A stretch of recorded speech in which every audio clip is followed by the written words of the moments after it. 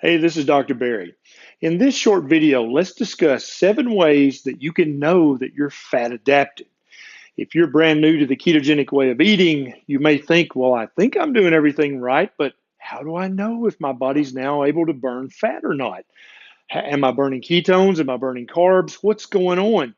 We're going to talk about that in this video, that without spending a lot of money, you'll know if you're fat adapted or not.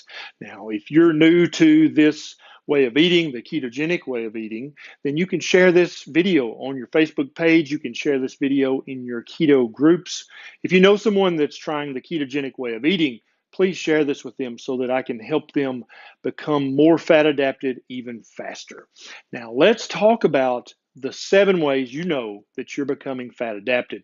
First of all, I want you to understand, if you're a newcomer, the concept of fat adaptation or keto adapted, these are actually much more complicated than they sound on the surface. It's not like flipping a switch from being a carb burner to being a fat burner. You're actually, even when you were eating the stupid American diet, you were burning some little amount of fat every day, especially when you're in bed at night, you're fasting, right? And so when you burn up your glycogen stores, you would start to burn a little bit of fat. But what we're trying to do with the ketogenic way of eating is to burn a lot more fat. And so what we're really talking about is changing the percentages. Moving from being a carb burner to a fat burner is really moving along a bell curve. It's not like an on and off switch.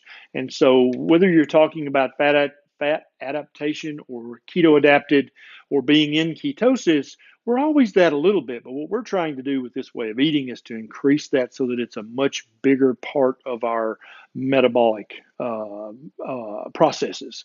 So it's really actually you're talking about becoming more metabolically flexible when you're talking about becoming fat adapted. And so I know that when you first start this way of eating, it's like a whole new lifestyle, almost like a new religion, like, God, there's all this stuff to learn. But I want you to understand that you can listen to your body. Your body will tell you if you're doing this right or not. Okay.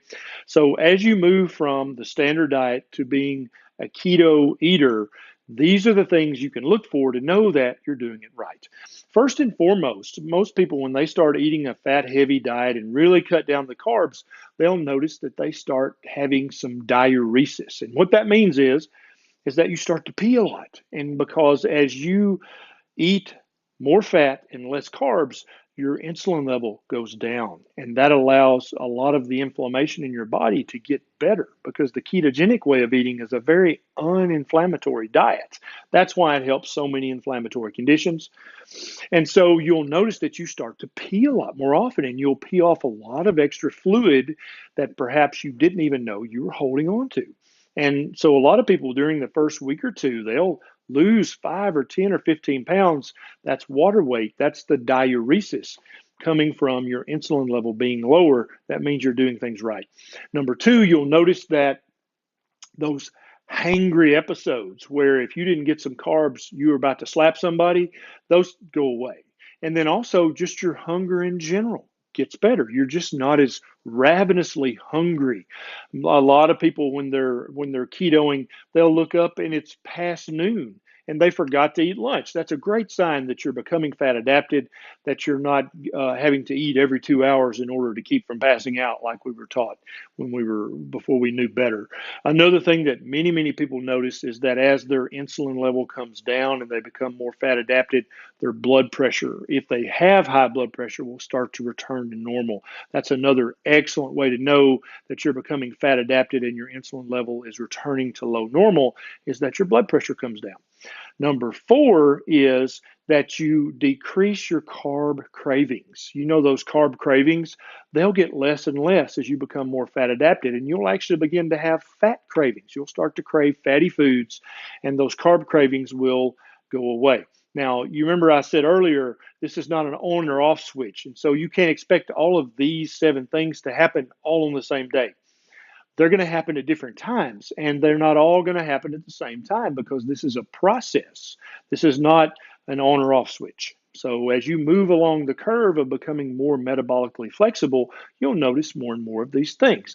Number five is increased mental clarity. When you notice this, the first day you look up and go, wow, I'm so focused today. I can really think so clearly. That's a great great sign that you're becoming fat adapted. And that might not happen the very first day you do this. It might happen a few days or a few weeks later, but just wait for it. It will happen. That's a great sign you're becoming fat adapted. One of my favorites is the consistent all day energy. You know how used to you would go eat lunch and you'd go back to the office and you would just be like, "Oh, dude, I need a nap. I'm so tired." That goes away when you're eating keto. When you eat a good fat heavy lunch or when you're fasting, you don't come back to work for the afternoon session with that sleepy, somnolent, I just need to take a nap mentality. It just doesn't happen. That's a great sign that you're becoming fat adapted. The number 7 is that if you had edema or swelling in your legs and feet before, your edema gets better. It'll go away because one of the main things that makes you hold fluid like that is an elevated insulin level. And as you become more fat adapted, your insulin level is going to continue to go back down to a low normal level. It's never going to go dangerously low. Your body won't let that happen unless you have a pancreas that makes no insulin at all. And that's your doctor's job to know whether your pancreas makes insulin or not. If you don't have diabetes, then your pancreas definitely makes insulin, so don't worry about that. But if you're a type 1 diabetic, you don't make insulin. If you're a type 2, you probably do, but you might not. Now, some people like to check their serum ketones, their breath ketones, or even their urinary ketones to see if they're in ketosis, which is another way of talking roughly about being fat adapted or keto adapted. This is a very expensive thing. If you go by the 7 signs that we talked about above, you won't have to waste your money on things like that. But if you want to do that, I think that's some people enjoy that. It's fun to check and see what the number is on the meter. I don't think there's anything wrong with that if that's something you enjoy doing. So if you enjoyed this video and you'd like to see more like it, please click the subscribe button. And there's a little button right beside that that looks like a bell. If you click that bell, you'll get a notification every time I get a bright idea. Also, if my videos have in some way improved your health and made your diabetes or your waistline better, you can click on the little link down below to my Patreon page. You can sign up very quickly and you can throw a buck or two my way so that I have more time to make videos like this. Also, I have a new Alexa brief now. If you have an Alexa, you can ask for your daily briefing and you can enable mine and listen every day to me run my mouth. That sounds exciting, right? All right, this is Dr. Berry. Thanks so much. I'll see you next time.